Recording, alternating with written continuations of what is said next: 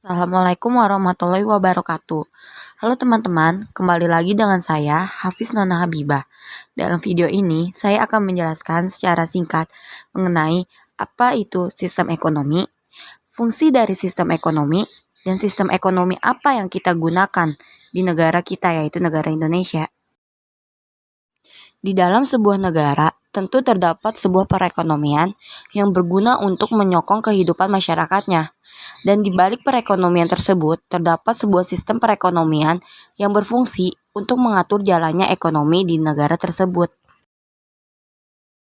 Pada dasarnya, sistem ekonomi merupakan suatu cara yang diambil dalam rangka mengatur sekaligus mengorganisir seluruh kegiatan ekonomi berdasarkan prinsip tertentu dengan tujuan untuk mencapai kesejahteraan bersama. Fungsi sistem ekonomi secara umum adalah sebagai penyedia dorongan untuk berproduksi, mengkoordinasi kegiatan individu dalam suatu perekonomian, sebagai pengatur dalam pembagian hasil produksi, dan menciptakan mekanisme tertentu agar distribusi barang dan jasa berjalan dengan baik. Sebenarnya, terdapat banyak sistem ekonomi yang ada di setiap negara yang ada di dunia.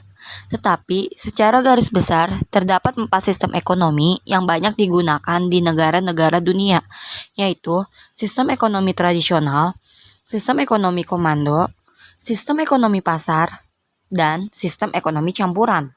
Demikianlah sistem ekonomi yang ada di dunia. Tetapi, apakah kamu tahu sistem ekonomi apa yang diterapkan di Indonesia? Di Indonesia sendiri, sistem ekonomi yang diterapkan adalah sistem ekonomi Pancasila.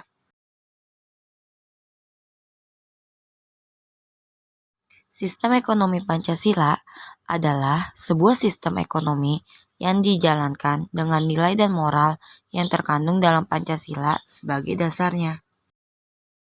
Dasar dari sistem ekonomi ini adalah yang pertama, Undang-Undang Pasar 33 tahun 1945 yang membahas mengenai dasar perekonomian bangsa Indonesia. Yang kedua, sila-sila yang terdapat di dalam Pancasila.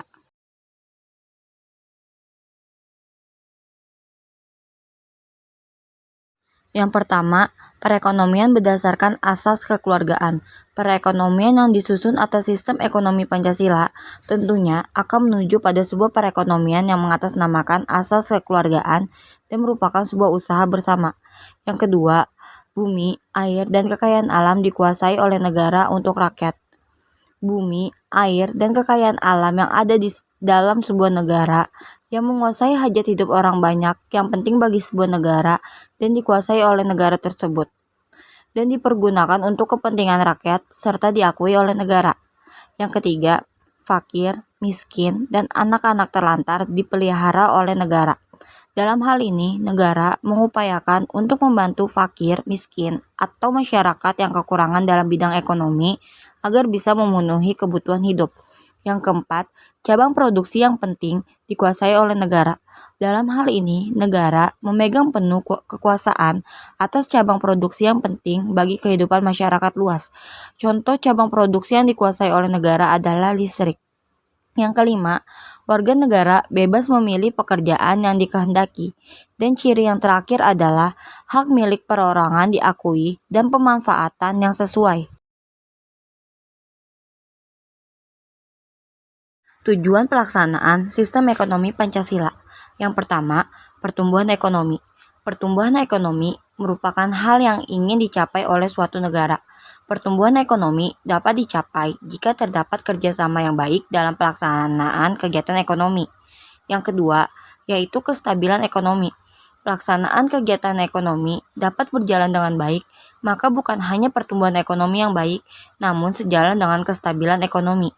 Yang ketiga, diindahkannya hak asasi manusia setiap orang. Karena sistem ekonomi Pancasila berlandaskan pada ideologi atau nilai-nilai yang terkandung dalam Pancasila, maka sudah bisa kita pastikan bahwa hak asasi manusia pasti diutamakan dalam mekanisme pelaksanaan kegiatan ekonomi ini. Yang terakhir yaitu kesejahteraan masyarakat. Sejalan dengan 3 poin yang telah dipaparkan, jika pelaksanaan ekonomi dapat berjalan dengan baik, maka masyarakat akan sejahtera.